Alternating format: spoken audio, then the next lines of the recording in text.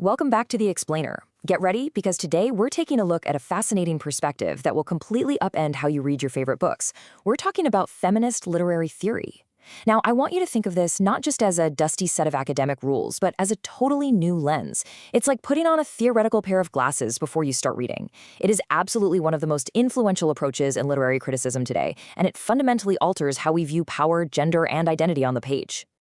When you think about the great classics of literature, ask yourself, who actually gets to tell these stories? And are the women in your favorite books genuinely independent, or do they kind of just exist to support the men? For centuries, the traditional literary canon was overwhelmingly dominated by male authors and male perspectives, while female authors were frequently ignored. Feminist theory challenges us to question that historical status quo and look much closer at how female characters and gender relations are truly represented. Okay, let's dive right into our roadmap. We'll start by defining the missing voices, chart the history in building the theory, and then break down the core concepts and different perspectives. Finally, we'll put these ideas to work in applying the lens before zooming out for the big picture. All right, part one, the missing voices. What exactly is feminist literary theory? Well, at its heart, the primary aim here is to expose gender discrimination, recover women's lived experiences and histories, and promote true equality in literary representation. While its roots definitely go back centuries to earlier thinkers who challenged the subordinate position of women, this approach gained massive traction right after the women's liberation movements of the 1960s and 70s. It was a direct, completely necessary response to a traditional canon that largely ignored female authors. Moving right along to part two, building the theory. Let's look at the three historical waves. To truly understand this lens, we really need to know how it was crafted over time. We can basically divide this chronological sprint into three distinct waves. The first wave, running from the late 19th to the early 20th century, focused heavily on legal and political rights, things like property, education, and the right to vote. This is where thinkers like Mary Wollstonecraft pushed back, arguing women only appeared inferior because they lacked access to education, alongside John Stuart Mill, who fiercely advocated for gender equality. Then we hit the second wave, from the 1960s to the 1980s. Here, feminism expanded way beyond legal rights into the workplace, family dynamics, and cultural oppression, championed by writers like Betty Friedan, who challenged the traditional housewife role. Finally, the third wave, from the 1990s to the present, brings in a really crucial focus on diversity. It acknowledges that a woman's experience is heavily influenced by her race, class, sexual orientation, and individual identity. Which brings us to part three, core concepts. Specifically, patriarchy, gender, and the gaze. There are a few heavy-hitting concepts that form the absolute foundation of this critique. The first one is patriarchy. As defined here, it's a social system where men hold primary power and dominate political, economic, and cultural institutions. When feminist critics apply this idea to literature, they notice a really distinct pattern. Men are frequently portrayed as strong, rational, and independent.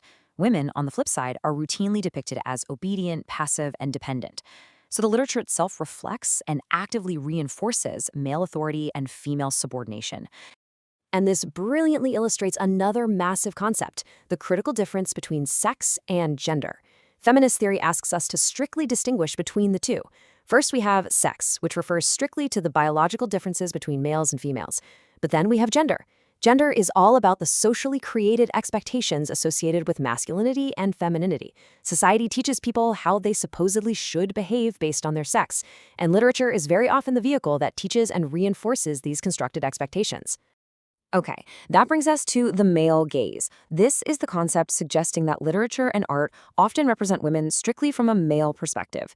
Instead of being complex subjects with their own identities, women are turned into objects of observation. This leads directly to a heavy focus on female beauty, as well as the objectification and sexualization of female characters. Their primary function in the story basically becomes just looking beautiful or serving the male protagonist's storyline, completely stripping them of their own agency. Let's shift gears to part four, different perspectives, or the branches of feminist thought. Because, this feminist lens doesn't just come in one single tint. It's a remarkably vast field. You have liberal feminism seeking legal reform and radical feminism pointing at patriarchy as the root of all oppression. Then you can throw economics into the mix with Marxist feminism or dig into the subconscious with psychoanalytic feminism. Postmodern feminism rejects fixed definitions entirely, arguing that identity is fluid and gender is entirely constructed. And ecofeminism draws a direct, really fascinating parallel between the patriarchal exploitation of women and the exploitation of nature. Seriously, there is a lens for everything. A huge influence on many of these branches comes from the philosopher Simone de Beauvoir. In her groundbreaking work, The Second Sex, she introduced this revolutionary idea contrasting the subject and the object. She famously stated, "One is not born, but rather becomes a woman." Society treats men as the subject, basically the default normal human experience. Women, however, are treated as the object or the other. This distinction of self versus other became absolutely central to feminist criticism, exposing how women were historically defined only in relation to men. Then we have this historical mic drop moment from Virginia Woolf. A woman must have money and a room of her own if she is to write fiction. Her core argument is beautifully simple but devastatingly true. Without financial independence and personal space, a patriarchal society completely suffocates female creativity. You literally cannot write a literary masterpiece if you don't even have a quiet place to sit and think. Building on Woolf's push for female creativity, the highly influential critic Elaine Showalter introduced something called gynocriticism.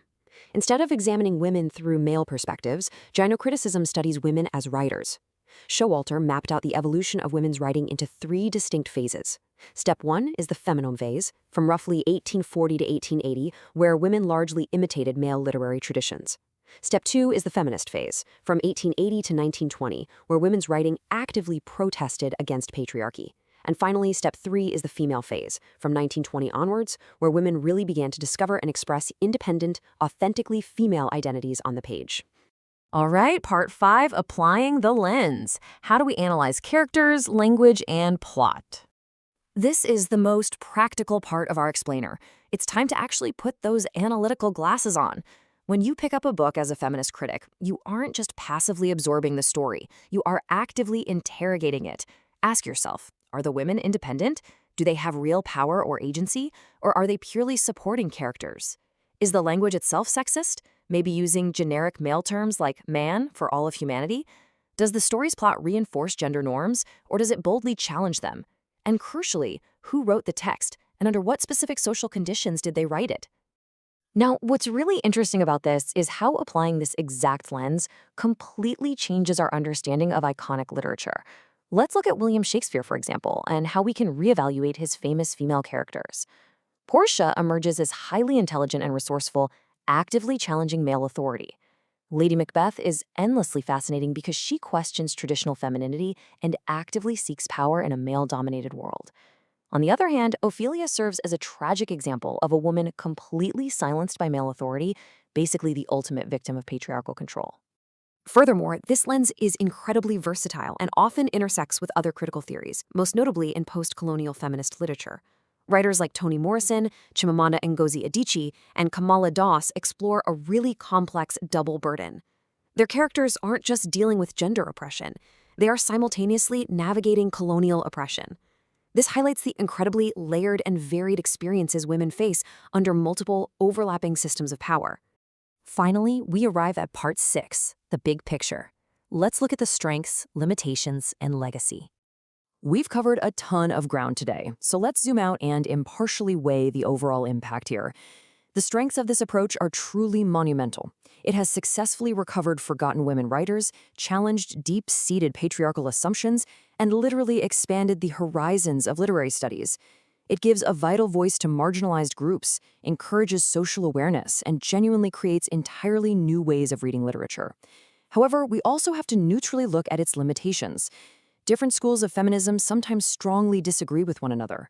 Plus, early feminism has been criticized for focusing mainly on the experiences of white, middle-class women, initially ignoring other demographics. And occasionally, some critics argue that the interpretation can overemphasize gender, becoming overly politically centered and overshadowing other aspects of the text. But at the end of the day, the legacy of this theory is absolutely undeniable.